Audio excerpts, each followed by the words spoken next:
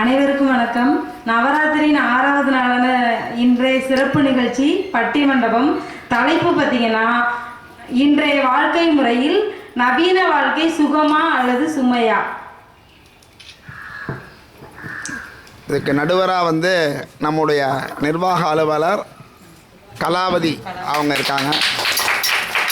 சுகமே அப்படிங்கிற அணியில் மயில் ராணி, அதுக்கப்புறம் சாந்தி, அப்புறம் கீர்த்தனாவா அவங்க பேசுகிறாங்க. இந்த பக்கம் சுமையேங்கிற அணியில் வித்யா, மகேஸ்வரி, பொன்மணி அவங்க பேசுகிறாங்க. அவையோர் அனைவருக்கும் வணக்கம். இந்த பட்டிமண்டபத்தை ஏற்படுத்தி கொடுத்த நம் பள்ளியின் தாளாளர் அவர்களுக்கும் நிர்வாக செயல் தலைவர் அவர்களுக்கும் என் நன்றியை தெரிவித்துக் கொள்கிறேன். இப்போ ஒரே ஒரு மோட்டிவேஷனல் ஒரு சின்ன ஒரு கருத்துக்களை சொல்லிட்டு நம்ம டாபிக்கு போயிடலாம். நேரம் என்பது ஒரு மாய வித்தை. நேரம் என்பது ஒரு மாய வித்தை. காத்திருக்கும் போது அது மெதுவாக தான் போகும். சோகமா இருக்கும்போது நகரவே நகராது. மகிழ்ச்சியாக இருக்கும்போது போவதே தெரியாது. ஸோ நேரம் என்பது நம் எண்ணங்களை பொறுத்தது தான். எண்ணங்கள் என்பது நம் சிந்தனைகளை பொறுத்து தான். சிந்தனை என்பது என்னன்னா, நாம் படிப்பது, பார்ப்பது, கேட்பது தான் நம் சிந்தனைகள். ஸோ நம்ம வாழ்க்கையில நல்ல எண்ணங்களும் நல்ல சிந்தனைகளும் இருந்தால் நம்ம வாழ்க்கை நல்லா இருக்குன்றது சிறப்பாக அமையும். ஸோ இந்த ஒரு கருத்தோட நம்ம பட்டிமண்டபத்துக்குள்ள போகலாம். இப்போ என்னன்னா, ஃபர்ஸ்ட் வாழ்க்கைன்றது என்ன அப்படின்னா, நம்ம கைக்குள்ள ஒரு பட்டாம்பூச்சியை வச்சிருக்க மாதிரி தான். அதை அழுத்தி பிடிச்சோன்னா அது இறந்து போயிடும், லூஸா விட்டோன்னா அது பறந்து போயிடும். ஸோ நம்ம எங்க இருக்கணும், எங்க விழணுன்றது நம்மளுக்கு தெரியணும். ஸோ அதுதான் நம்மளோட வாழ்க்கைன்றது. ஸோ அந்த மாதிரி ஒரு வாழ்க்கை நவீன முறையில அந்த வாழ்க்கை சுகமா சுமையா அப்படின்றது தான் இங்க ஒரு பட்டிமன்றம். சுவாரஸ்யமாக இருக்குன்னு நம்பி உட்காந்துக்கலாம். தைரியமா இருங்க. எல்லாரும் நல்லா ப்ரிப்பேர் பண்ணியிருக்காங்க. நல்லா பண்ணுவோம். ஸோ இப்போ ஸ்டார்ட் பண்ணலாம். ஒவ்வொரு பூக்களுமே சொல்கிறது, வாழ்வென்றால் போராடும் போர்க்களமே. இந்த பாட்டுல சொல்ற மாதிரி எல்லா இடத்துலயும் போராட்டம் தான், போர்க்களம் தான். நம்ம அம்மா வயிற்றுலேருந்து வெளியே வரும்போதே ஒரு போராட்டத்தோடு தான் வரும். அந்த காலம் மாதிரி இல்லை. இந்த காலத்துல சிசரின்னு இந்த பிரச்சனை அந்த பிரச்சனைன்னு எல்லாத்துலேயும் ஒரு போராட்டம் இதில் தான் வெளியே வரும். அதே மாதிரி ஸ்கூலில் சேர்த்தோன்னு மார்க்குக்காக போராடுறோம், காலேஜ் சீட்டுக்காக போராடுறோம், நல்ல வேலைக்காக போராடுறோம். அதுக்கப்புறம் கல்யாணத்துக்காக ஒரு நல்ல பெண் கிடைக்கணுமே, அதுக்கு ஒரு பெரிய போராட்டம். கல்யாணம் கிடைச்சா வாழ்க்கையே போராட்டம். ஸோ இப்படிப்பட்ட இந்த போராட்டத்தில் எங்கெங்க சுகம் இருக்கு, சுமைதான் இருக்கு அப்படின்னு பேச நம்ம 3 பேர் வந்திருக்காங்க. இந்த பக்கம் சுமையை அப்படின்னு பேச வந்திருக்காங்க. இங்க அடுத்தது சந்தோஷம் சந்தோஷம் வாழ்க்கையில் பாதி பலம். சந்தோஷம் இல்லை என்றால் மனிதருக்கு ஏது பயம். காலுக்கு செருப்பு எப்படி வந்தது, முள்ளுக்கு நன்றி சொல். அதுதாங்க என்னன்னா, நம்மளோட தேவைகளுக்காக தான் இந்த மாதிரி நவீன உபகரணங்கள் எல்லாம் நம்ம கண்டுபிடிச்சிருக்கோம். அது எப்படிங்க சுமையாகும், சுகம்தான் அப்படின்னு பேசுறதுக்காக இந்த பக்கம் 3 பேர் வந்திருக்காங்க. சுகமே அப்படின்ற அணியில தலைவி மயில் மேம். இவங்க ஒரு ஜாயிண்ட் ஃபேமிலியில இருக்காங்க. மாமனார் மாமியார், பக்கத்துலேயே நாத்தனார் ஃபேமிலியும் இருக்காங்க. ஸோ அதனால அவங்களுக்கு இந்த நவீன உபகரணங்கள்லாம் இருந்தால்தான் அவங்க வேலையும் முடிச்சுட்டு நம்மளுக்கு ஸ்கூலுக்கும் செய்ய முடியும். அதனால அவங்க சுகமே அப்படின்னு பேச வந்திருக்காங்க. அடுத்தது நம்ம சாந்தி மேம். அவங்க வயதுல மூத்தவர்களா இருந்தாலும் பட்டிமன்றத்துக்கு அவங்க கத்துக்குட்டி தான். இதுதான் அவங்களோட முதல் பட்டிமன்றம். நிறைய பேசியிருக்காங்க, இருந்தாலும் பட்டிமன்றத்துல பேசுறது இதுதான். அதுக்கப்புறம் அடுத்து நம்ம கீர்த்தனா அவங்க இதுதான் முதல் மேடை. ஸோ சாதிக்கணும்னு வந்திருக்காங்க. ஸோ இந்த மாதிரி சுகமே அப்படின்னு பேசுறதுக்காக உங்க 3 பேரையும் அன்போடு அழைக்கிறேன். அடுத்து பார்த்தீங்கன்னா, இப்போ இந்த உலகத்துல எல்லாமே விளம்பரம், எல்லாத்துக்கும் விளம்பரம். கல்யாணம் பண்ணா கட் அவுட்ல விளம்பரம், காதல்ல பிரேக்கப் ஆச்சுன்னா ஸ்டேட்டஸ்ல விளம்பரம், நாட்டுக்கு ஒரு பிரச்சனைனா ஸ்டாக்ல விளம்பரம், ரோட்ல அடிபட்டு இருந்தா வீடியோ எடுத்து அதையும் ஒரு விளம்பரமாக்குறாங்க. குழந்தை பிறந்தா ஒரு ரீல்ஸ், இறந்தா ஒரு ரீல்ஸ். இப்படி வாழ்க்கை போயிட்டு இருந்தா எங்கெங்க போய் முடியும்? இதெல்லாம் ஆபத்துல தானே முடியும் அப்படின்னு சொல்லி சுமையே அப்படின்னு பேசுறதுக்காக 3 பேர் வந்திருக்காங்க. இவங்க வந்து வித்யா மேம். இவங்க வந்து அழகா நகைச்சுவை தென்றல் வந்து வித்யா மேம் நல்லா பேசுவாங்க. அதுக்கப்புறமா அடுத்து வந்து தன்னோட கருத்துக்களை ஆழமாக சொல்லக்கூடிய மகேஸ்வரி மேம். அதுக்கப்புறம் இவங்க 2 பேர்த்துக்கும் தூணா பக்க பலமா இருக்கிறது நம்ம பொன்முடி மேம். இவங்க 3 பேர்த்தையும் நான் வந்து அன்போடு அழைக்கிறேன். அதுக்கப்புறம் வந்து இப்போ வந்து முதலா வந்து சுகமே அப்படின்னு பேசுறதுக்கு சுகமே அப்படின்ற அணியோட தலைவி மயில் மேமை அழைக்கிறேன். வாங்க.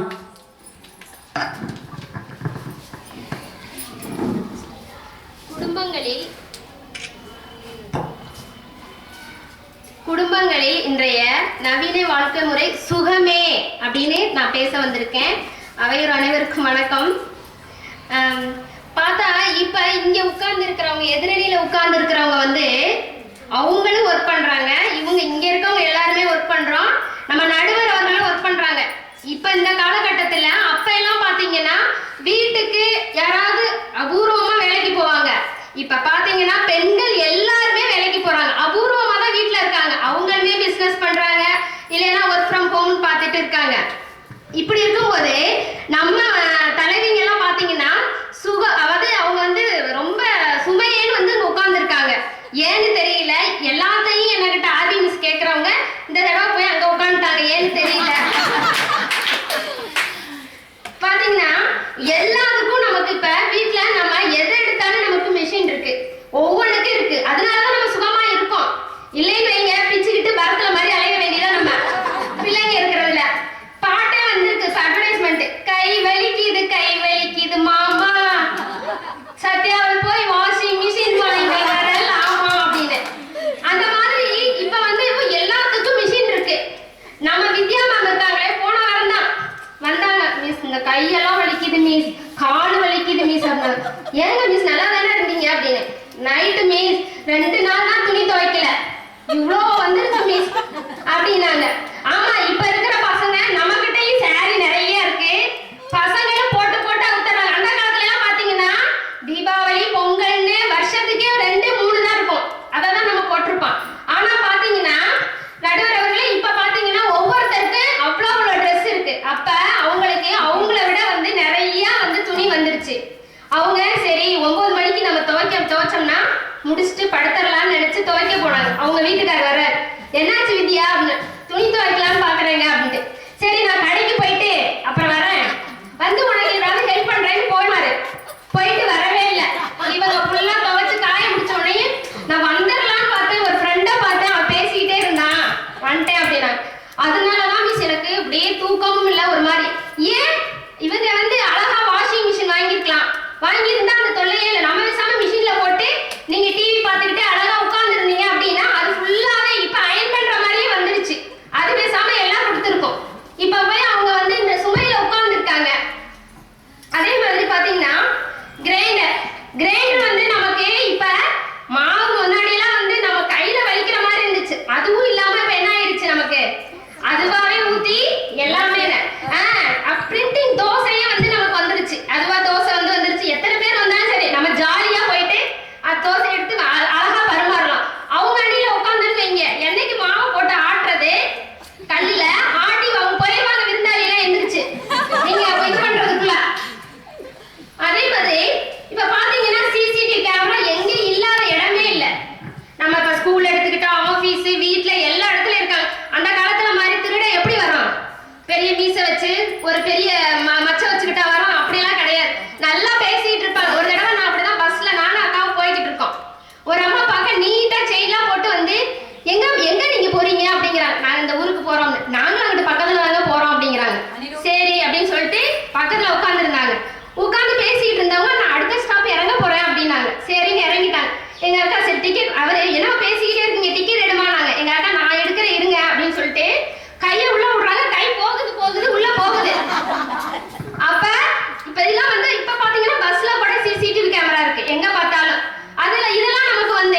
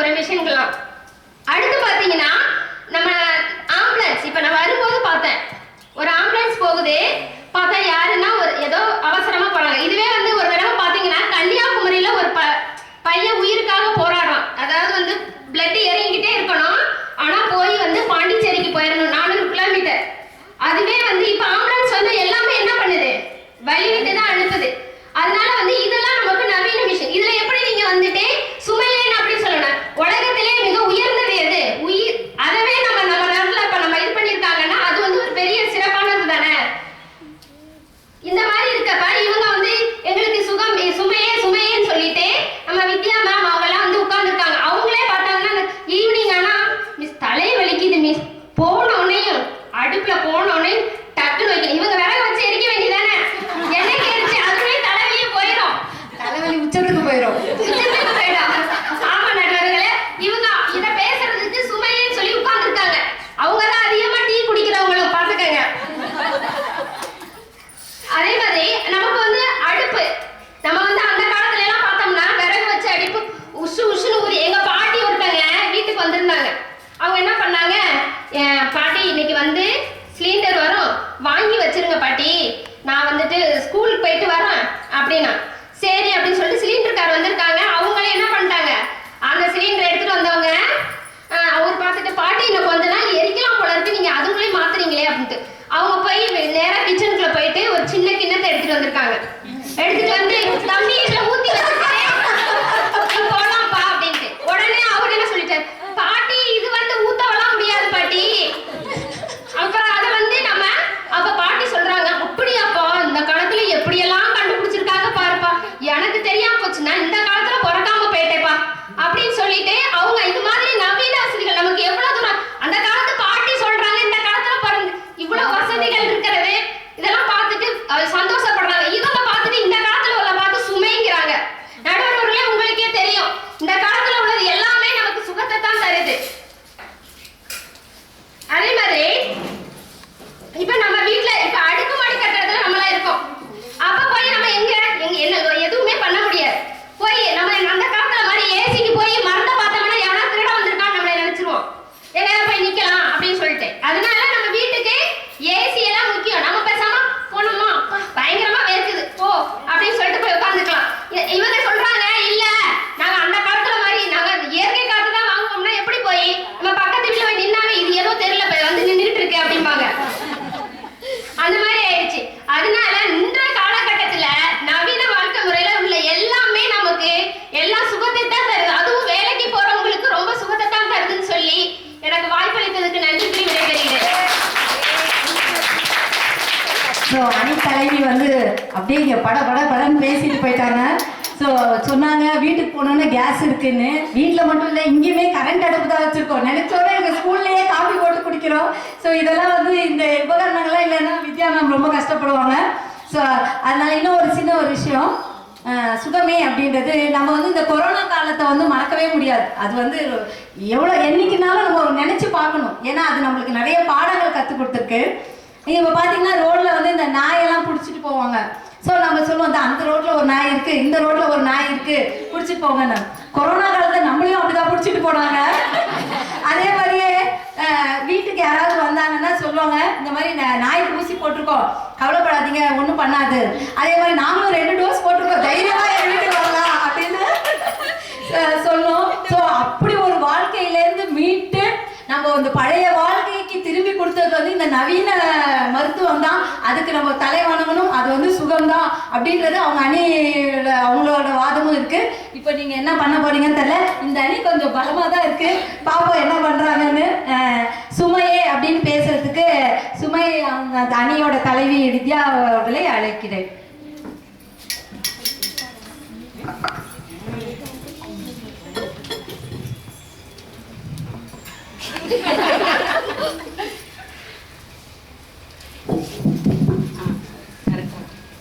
அவையோர் அனைவருக்கும் வணக்கம். இன்னையோட தலைப்பு என்னன்னா, குடும்பங்களில் நவீன வாழ்க்கை முறை சுகமா சுமையா. நான் என்ன சொல்றேன், சுகமா சுமையாங்கிறது ஒரு பக்கம் இருக்கட்டும், மயில் மிஸ் பாமா இவ்வளோ நேரம் கொந்தளிச்சுட்டு கிடந்தாங்க. நான் என்ன சொல்றேன், ஆம்பளை பாட்டில் சம்பாதிக்க போட்டு பொம்பளை பாட்டில் வீட்டில் இருமா, இருக்கிற சம்பாஷணையை வச்சுக்கிட்டு நம்ம சொகுசா வாழலான்னு சொன்னா நம்ம கேட்கறது கிடையாது.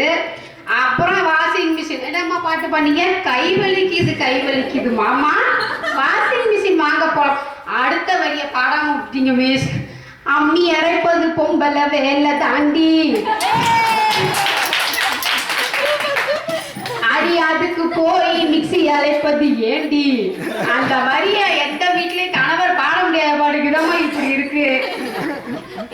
இதுல எங்க வீட்டுக்கார சொல்றீங்க, ஏதோ அன்னைக்கு அந்த துணியை வந்து நான் மாங்குன்னு துவைக்கவும் அவரு என்ன பண்ணிட்டாரு, சரி போனா போது அட்லீஸ்ட் துவைச்சிட்டு கிடக்கலாம், நம்மள வாஷிங் மிஷின் கேட்காம நம்ம அந்த துணியவாது காய போடுவோன்னு போட்டாரு. இதே நான் வாஷிங் மிஷின் கேட்டிருந்தேன், அன்னைக்கு நான் போட்டில் போய் நின்று டைவர்ஸுக்கு. ஏதோ இப்படி ஓடிக்கிட்டு இருக்குமா நம்ம வாழ்க்கை.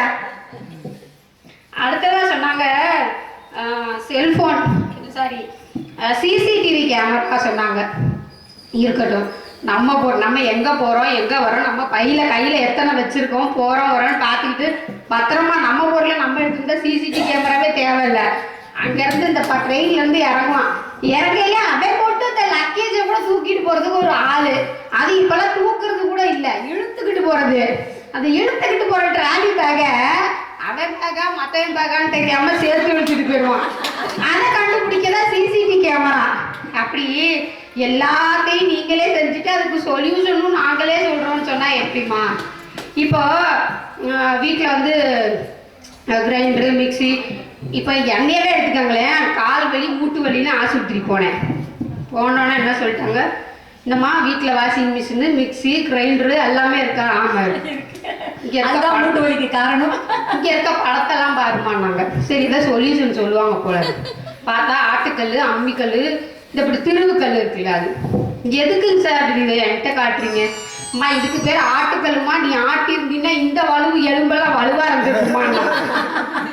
இந்த பக்கத்து பார்த்தீங்கன்னா அம்மிக்கல், அம்மா நீ இப்படி இப்படி இழுத்து இழுத்து ஆட்டி கையை எலும்பெல்லாம் வலுவா இருந்துருக்குமா அப்படின்னு சொன்னா. சரிங்க சார், மூட்டு வலி இந்த டைல்ஸ்ன்னு ஒன்று போட்டானேம்மா எல்லா வலியும் வந்துருச்சுமா.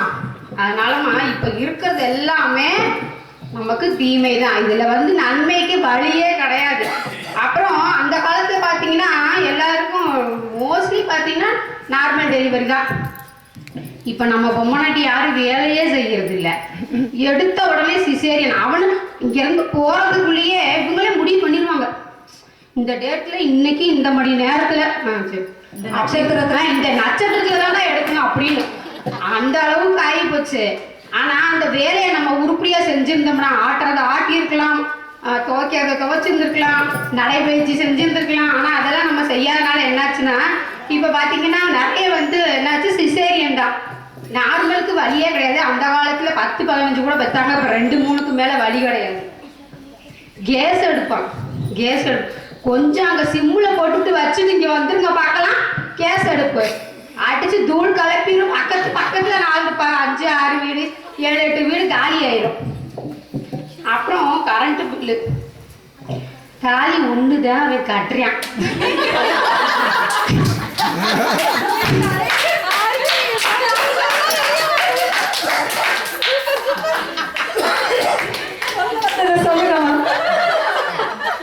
இந்த வீட்டுக்காரன் பாவம் அவ்வளோ செலவு பண்ணி சீர்வரிசை போனா அவனே சீர்வரிசை செஞ்சு கூட்டிட்டு வர்றான், வேற வழி இல்லாம கூட்டிட்டு வந்து தாலி உன்னை கட்டின திண்டத்துக்கு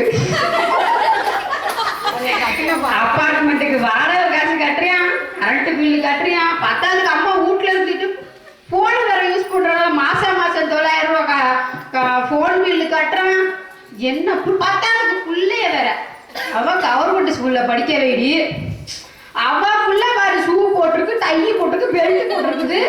என்னைய போய் என் பிள்ளைய கவர்மெண்ட் ஸ்கூல்ல படிக்க சொல்றீங்களே.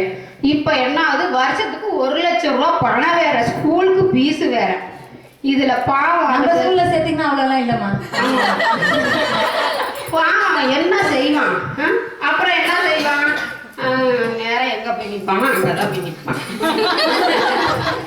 கொரோனா காலத்துல நடுவர் பாவம் சொன்னாங்க, கொரோனா எவனுக்குங்க சளி பிடிக்காம இருந்துச்சு அந்த நாளையில. இந்த கொரோனாங்கிற ஒரு விஷயத்த, ஒண்ணுமே இல்லாத விஷயத்த மீடியா, சோசியல் மீடியா என்னென்னவோ எல்லாத்துலயும் போட்டு பெருசாக்கி அதுக்கு அவனுங்களே டோஸ் வேற குடிக்காங்க. First dose, second dose, third dose. இப்ப எவன் எல்லாம் 3 டோஸ் போட்டாங்க ஆட்டக்காட்டு வருதான். இதுதான் உண்மை. இதுல எங்க இருந்துங்க நவீன வாழ்க்கை முறை அவங்க சொல்ற மாதிரி எக்யூப்மெண்ட்ஸ் மூலியமா நமக்கு நல்லது நடக்குது சொல்லுங்க பார்க்கலாம்? கிடையாது. வர இருந்து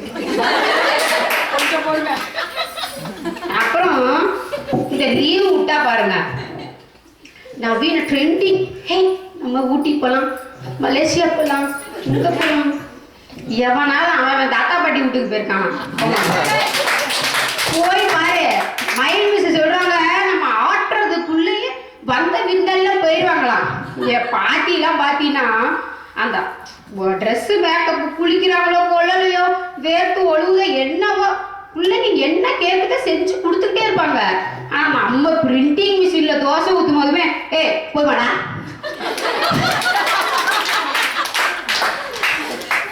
ரெண்டு தோசை திட்டால போதும் எழுந்திரி. அவங்க நம்ம பாட்டிங்க என்ன பண்ணுவாங்க, போதுமா போதுமாங்கிற வார்த்தையே வராது. இன்னும் 2 போட்டுமாடா, சாப்பிட்றியா சாப்பிட்றியா அப்படின்னு நம்மளை பார்த்து பார்த்து கவனிப்பாங்க. நமக்கு அந்த பங்கோலம் இல்லை, என்ன பண்றது?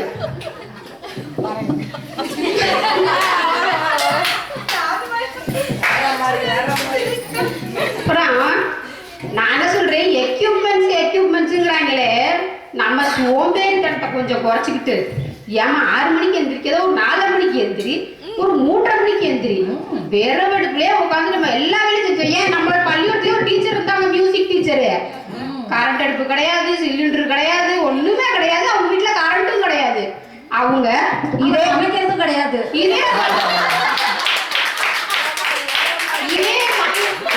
இதே மைல்மிஸ் வேலை பார்க்குற பள்ளிக்கூடத்துலையும் தான் பாவம் அவங்களும் வேலை பார்த்தாங்க. 7:30 மணிக்கெல்லாம் வருவாங்க பஸ் ஸ்டாண்டுக்கு. என்னம்மா பண்றது, நம்மளோட சோம்பேறித்தனம் அப்படி புரிஞ்சுங்கிறாங்களே. ஒரு நாள் டெய்லி கிரைண்டர் இருக்குல்ல, சரி வாஸ்தவம் நீங்க சொல்றதே இருக்கு, சரி அந்த கிரைண்டர் தான் கரெக்டாக பயன்படுத்துறீங்களா? ஒரு வாரத்துக்கு அந்த மாவை ஆட்டி வச்சுக்கிறது. அது நுரை கட்ட கட்ட கட்ட அந்த மாவை ஃப்ரிட்ஜுக்குள்ள வச்சு வச்சு வச்சு இதுதான் உங்களோட நவீன வாழ்க்கை முறையா? தெரியாம கேட்கிறேன். முதல் நாள் பஞ்சு மாதிரி இருக்கும், 6வது நாள் கல் மாதிரி இருக்கும். இதுல நுரை தானே, சரி வடிகட்டிட்டு திரும்ப ஊத்திக்கலாம் அப்படின்னு ஊத்துறோம் நம்ம. ஏமா எங்க இருந்துமா நவீன வாழ்க்கை முறை உங்களுக்கு வரமா இருக்கு? சரி இருக்கட்டும், இதோட என்னோட ஒரே முடிச்சுக்கிறேன். நடுவரே, நவீன வாழ்க்கை முறை தீமையே தீமையே தீமையே சொல்லி என்னோட ஒரே முடிச்சுக்கிறேன். கடைசியா பையன் வரேன்.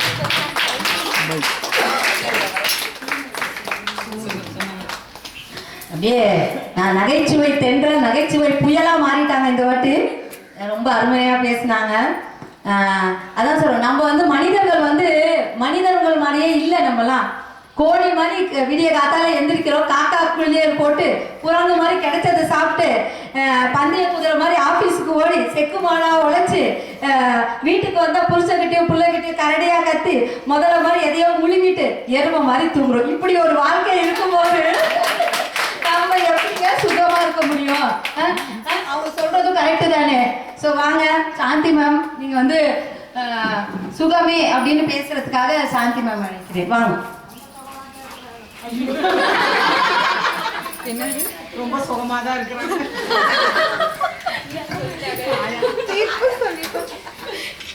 அவையோருக்கும் நடுவருக்கும் வணக்கம். இந்த குடும்ப சூழ்நிலைக்கு நவீன வாழ்க்கை முறை சுகமே அப்படின்னு நான் பேச வந்திருக்கேன். இப்போ எதிரணிகள் பேசுனாங்க, காலையில் இவங்க வேலைக்கு வர்றாங்க, எந்த மாவு 3 மணிக்கு எந்திரிச்சு சமைக்கிறாங்க சொல்லுங்க. 3 மணிக்கு எந்திரிக்கிறது இல்லை, 7 மணிக்கு மெதுவாக இருந்துச்சு குக்கரில் சாப்பாடை வச்சுட்டு 7:30 மணிக்கெலாம் பையன் கிளம்புடா அப்படின்னு போட்டு கேஸில் சமைச்சு குக்கர் குடிச்சிட்டு வர்றதுக்குள்ள குக்கரில் சாப்பாடு ஆகிடும், எடுத்து பேக் பண்ணி கையில் கொடுத்துட்றாங்க. இப்போ அவங்க சுகமான வாழ்க்கை தான் வாழ்ந்துட்டு இருக்காங்க. இப்போ அந்த காலத்தில் இருக்க கிராமத்தில் எல்லாமே சாணி போட்டு மொழுகி அதை 4 தடவை தொடச்சி அதில் போய் எல்லாமே ரெடி பண்ணி வச்சுக்கிறாங்க. ஆனால் இப்போ டைல்ஸ் இருக்க வீட்டில் நடந்தால் கால் வலிக்குது அப்படிங்கிறாங்க. இப்போ டைல்ஸ் இருக்கிற வீட்டில் தான் டீசெண்டாக இருக்குது, ஆன்டிசெப்டிக் போட்டு கிருமிநாசினி போட்டு துடைக்கணும்.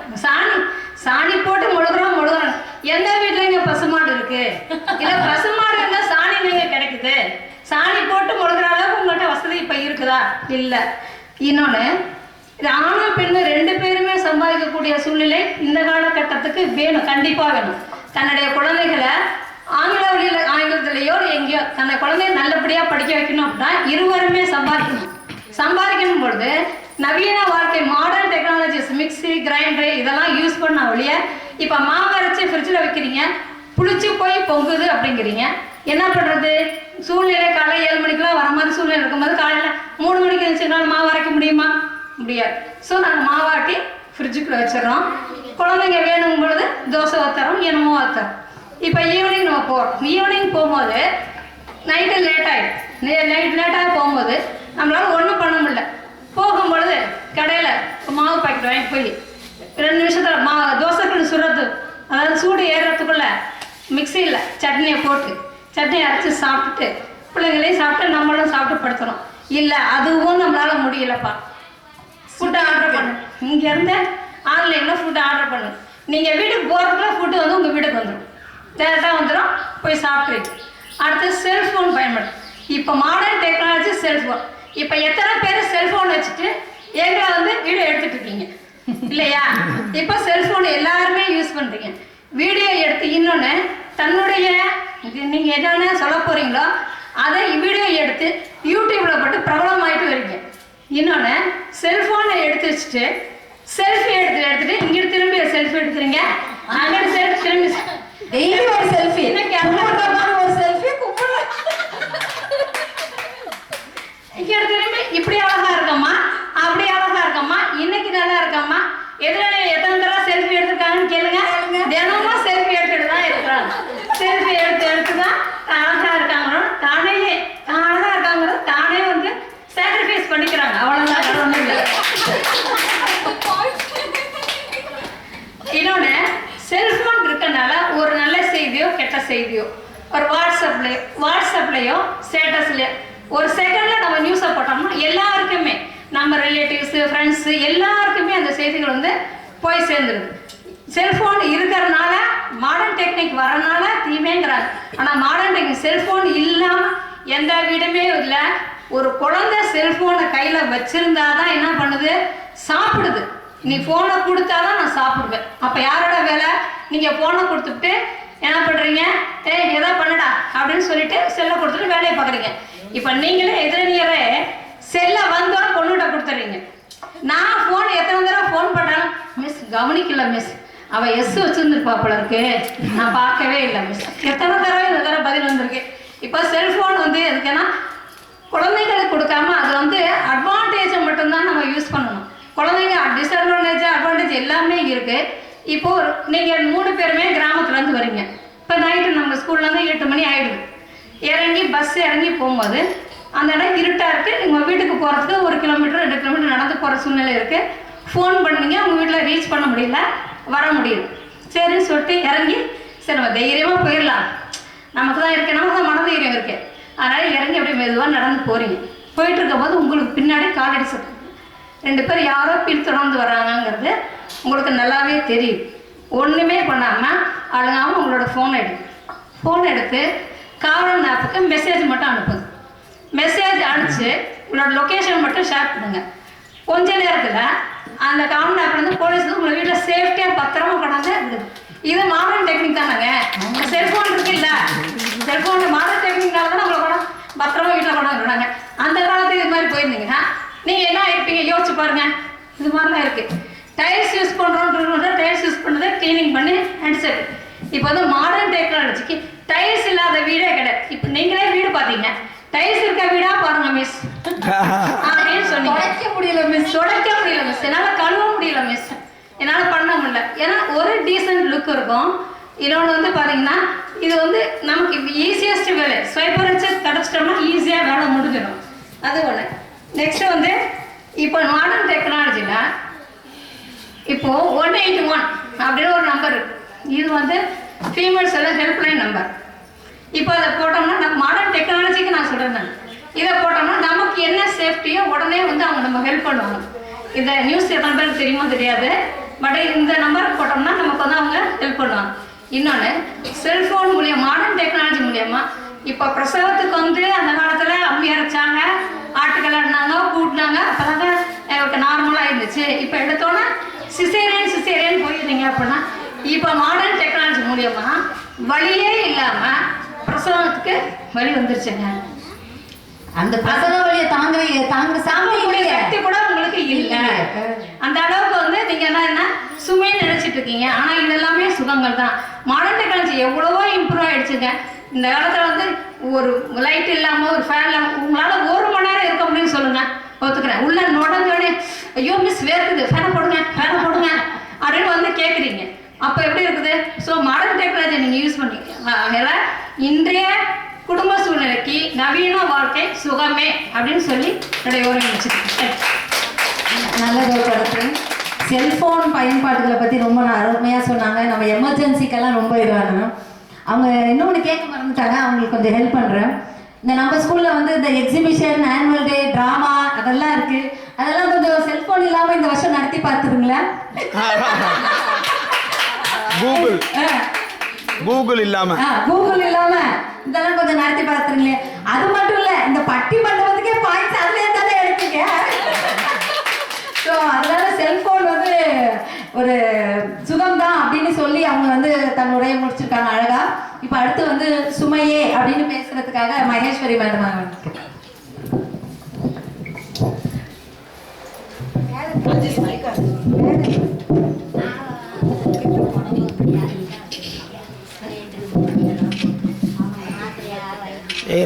அனைவருக்கும் வணக்கம். நடுவர் அவர்களுக்கு சிறப்பான வணக்கம். அவங்க உள்ளுக்குள்ள வந்து பயந்துட்டே இருக்காங்க, ஐயோ நம்ம வந்து சுமைக்கு தான் தீர்ப்பு சொல்ல போறோம், இருந்தாலும் அவங்க சிரிச்சுக்கிட்டே சுகத்துக்கு பேசிட்டு இருக்க மாதிரி இருக்கு. அப்படிலாம் இல்லை. சரி, நான் வரேன், டாபிக் வரேன். சாந்தி மேம் சொன்னாங்க வந்து டைல்ஸ் வந்து பார்க்க நல்லா லுக்கா இருக்குமா. லுக்கா தான் இருக்கும், வலிக்கு விழுந்ததுக்கு அப்புறம் தான் தெரியும், கால் போனதுக்கு அப்புறம் தான் தெரியும் அது எப்படி லுக்கா இருக்குங்கிறது. அப்புறம் இடுப்பெலும்பு உடஞ்சு நம்ம எப்படி நகருவோம்னு அவங்களுக்கே தெரியும் டைல்ஸ். அந்த இதே நம்ம சாணம் போட்டு மொழுகி இருப்பாங்களா நம்ம பாட்டிலாம், குனிஞ்சு நிமிந்து அந்த வீட்டை மொழுகுவாங்க பாருங்களேன், குனிஞ்சு. அப்படி குனிஞ்சு மொழுகிறப்ப இடுப்பு வலி கூட வராது, நார்மலாகவும் டெலிவரி ஆகும். அப்புறம் சொன்னாங்க சிசேரியன் பண்றாங்க, அந்த இது பண்றாங்க, இவங்களுக்கு வந்து கம்ப்யூட்டர் முன்னாடி இன்னைக்கு உட்கார்ந்துருக்காங்கல்ல, ஐடி ஃபீல்டு, அவங்கள யாராவது ஒருத்தர் நார்மல் டெலிவரி பண்ணியிருக்காங்களா சொல்லுங்க பார்க்கலாம். நீங்க எல்லாம் உட்கார்ந்து அந்த சோம்பேறி ஆகி டெலிவரி டைம்ல அவங்க எல்லாத்துக்குமே சிசேரியன் தான். அந்த காலத்துல என்ன இருந்தது, என்ன சிசேரி, எல்லாருமே வயசானவங்க எல்லாருமே நம்ம அம்மா தான். எங்க அம்மா கூட 4 குழந்தைங்க நார்மல் டெலிவரி தான். இப்ப பாருங்க நானு சிசேரியனு. என்ன இது எப்படி இருக்கு, இதெல்லாம் நம்ம குனிஞ்சு நிமிந்து நம்ம கை காலுக்கு வந்து வேலை கொடுக்கறது இல்லை. அதனாலதான் இந்த மாதிரி டைல்ஸ்ல இருந்தா நல்லா சூப்பரா கிராண்ட் லுக்கோட தான் இருக்கலாம் கொஞ்ச நாளைக்கு, அவ்வளவுதான். அதுக்கப்புறம் செல்போன் சொன்னாங்க, செல்போன்ல குழந்தைங்களுக்கு வீடியோ காட்டிட்டு சோறு விட்டுறாங்கன்னு. அப்பெல்லாம் நிலாவை காட்டி சாப்பாடு ஊட்டுவாங்க. நம்ம தாத்தா பாட்டிங்க கதை சொல்லுவாங்க பாருங்க, நம்ம பேரனுக்கு இந்த கதை சொல்லணும், நம்ம பேத்திக்கு இந்த நல்ல கதையை தான் சொல்லணும்னு. ஆனா இதே நீங்க போன்ல யூடியூப கொடுக்குறீங்க, ஷார்ட்ஸ் வருது, அந்த யூடியூபுக்கு தெரியுமா குழந்தைக்கு இந்த நல்ல வீடியோ தான் காட்டணும், பின்னாடி இந்த கெட்ட வீடியோ காட்டக்கூடாதுன்னு எந்த போனுக்காவது தெரியுமா? போனுக்கு அது குழந்தையா பெரியவங்களா அதெல்லாம் தெரியாது. வீடியோ நல்லதோ கெட்டதோ எல்லாத்தையுமே தான் காட்டும். நம்ம ரிலேட்டிவ்ஸ் தாத்தா பாட்டிங்க தான் நல்லது கெட்டதுன்னு பார்த்து பண்ணுவாங்க. அடுத்தது வந்து செல்ஃபி. எப்பா செல்ஃபினே சொன்னாங்க. ட்ரெயின்ல அப்படியே தொத்திக்கிட்டு போறப்ப செல்ஃபி எடுத்து அப்படியே தள்ள எவ்வளோ நியூஸ் பார்க்குறோம். ட்ரெயின் அந்த இது கிராஸ் பண்றப்ப கூட செல்ஃபி, ஏகப்பட்ட செல்ஃபி, பஸ்ல செல்ஃபி, கோவில்ல ஏதோ ஒத்தேடி பாதையில சுத்துறப்ப செல்ஃபி, ஒத்தேடி பாதையில ஏறுறப்ப செல்ஃபி, எல்லா செல்ஃபியும் டெத்தில் தான் போய் முடியுது. அதுக்கப்புறம் சொன்னாங்க, நம்ம நடுவர் அவர்களே சொன்னாங்க, இருந்தாலும் நம்ம மன்னிக்கவும் இப்போதான் நம்ம போனை பார்த்து ட்ராமா, ஆனுவல் டே, எக்ஸிபிஷன் போனை பார்க்குறோம். இதே ஒரு 10 இயர்ஸுக்கு முன்னாடி நம்ம லைப்ரரி புக்கை பரட்டி நம்ம தலை எனக்கு நான் கொஞ்சம் பரட்டி இருக்கேன். ஆனால் முன்னாடி டீச்சர்ஸ்ட கேட்டுருக்கோம், ஐயோ அந்த புக்கை படி, இந்த புக்கை படி, அதில் பாரு இது தேவைலாம், இதை பாரு, இங்கே ஒர்க் பண்ண டிகே கஸ்தூரி மிஸ் கூட சொல்லியிருக்காங்க, எஸ்எம்டபிள்யூ அந்த லைப்ரரியில் அந்த புக்கை பாரு உனக்கு இந்த கதை கிடைக்கும். அப்ப புக்கை தான் சொன்னாங்களே தவிர அவன் யூடியூப்ல இந்த சேனல் போட்டு பாருன்னு சொல்லவே இல்லை. அதுக்கப்புறம் மயில் மிஸ் மாவாட்டனா விருந்தாளி போயிடுவாங்கன்னு சொன்னாங்க. நான் அது வந்து அவங்களுக்கு கைக்கு கொஞ்சம் எக்ஸசைஸ் கொடுக்கல, அதனால அவங்களுக்கு அதை பற்றி தெரியல. மாவு ஆட்டி அது நீங்கள் கடையில் வாங்குற மாவு, பேக்கெட் மாவு பற்றி கூட சொன்னாங்க, பேக்கெட்டில் போகும்போது வாங்கிட்டு போகலாம் அப்படின்னு. அவங்க என்னைக்கு வாங்கி அந்த மாவை எப்போ ஆட்டி எப்போ பேக் பண்ணி வச்சாங்கன்னே தெரியாது. அது திறக்கும் போதே ஒரு ஸ்மெல்லு வரும் பாருங்க, குப்புன்னு. இந்த ட்ரிங்க்ஸ்லாம் குடிப்பாங்க பார்த்தீங்களா, அந்த ஸ்மெல்லு ஒரு நிஜமா பேக்கெட் மாவு நானும் யூஸ் பண்ணதே இல்லை. எதாச்சும் ஒரே ஒரு நாள் வாங்கி அந்த கவரை ஓப்பன் பண்ணும்போது அப்படி ஒரு பேட் ஸ்மெல்லு பேக்கெட் மாவு. இதோட மெயினா ஒண்ணு சொன்னாங்க பாருங்க, அடுத்தது ஆன்லைன்ல ஃபுட்டு.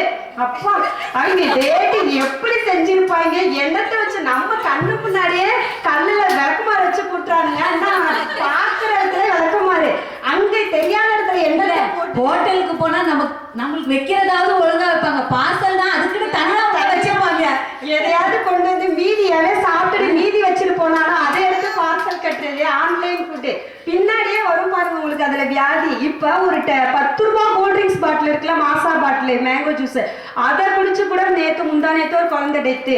இந்த அது மாதிரி கூல்ட்ரிங்க்ஸ் குடிக்கிறனால நமக்கு வந்து லேடிஸ்க்கு மலட்டுத்தன்மை, குழந்தை பிறக்கிற அந்த இது குறைஞ்சிக்கிட்டே வருதுன்னு சொல்லியிருக்காங்க. யாரும் கூல்ட்ரிங்க்ஸ் குடிக்காதீங்க, ஃப்ரெஷ் ஜூஸ் மட்டும் குடிங்க. அதுக்கப்புறம் சொன்னாங்க இப்போ இந்த எக்யூப்மெண்ட்ஸ்லாம் யூஸ் பண்ணலான்னு. அது எவ்வளோ ஒவ்வொரு மிஷின் வாங்க அவங்க எவ்வளோ கஷ்டப்படுறாங்க. வாங்கி கொடுக்கறது பெருசு இல்லைங்க, அது ரிப்பேர் ஆனதுக்கப்புறம் அது ஒர்க் ஆகுது. கரண்ட்டு மெயின், அது கரண்ட்டு பில்லு ஏசிக்கு ஆகுது பாருங்க. கரண்ட்டு பில்லு 100-200 ஆகுது, 2000 3000 அது கம்மி, 6000 7000 மில்லி 10,000க்கு மேலே கூட ஃபினான்சியல் தான். இதுக்கு மெயின் காரணம் பணம் இருந்தால் நம்ம பண்ணலாம். வேலைக்கு 2 பேர் வேலைக்கு போகணும், 2 பேர் வேலைக்கு போகணும்னு சொல்கிறோமே, எதுக்கு 2 பேர்? இருக்கிறத வச்சு, இருக்கிற அம்மிக்கல்ல ஆட்டுக்கல் அதை வச்சு ஒருத்தர் வேலைக்கு போய் ஒருத்தர் சம்பாதிச்சா நல்லா ஜாலியாக கூட சும்மா நம்ம ஃபேமிலியோட அந்த நிலா சோறு சாப்பிடுவோம் பாருங்க, ரவுண்டாக உட்காந்து எவ்வளோ என்ஜாய்மெண்ட் பண்ணி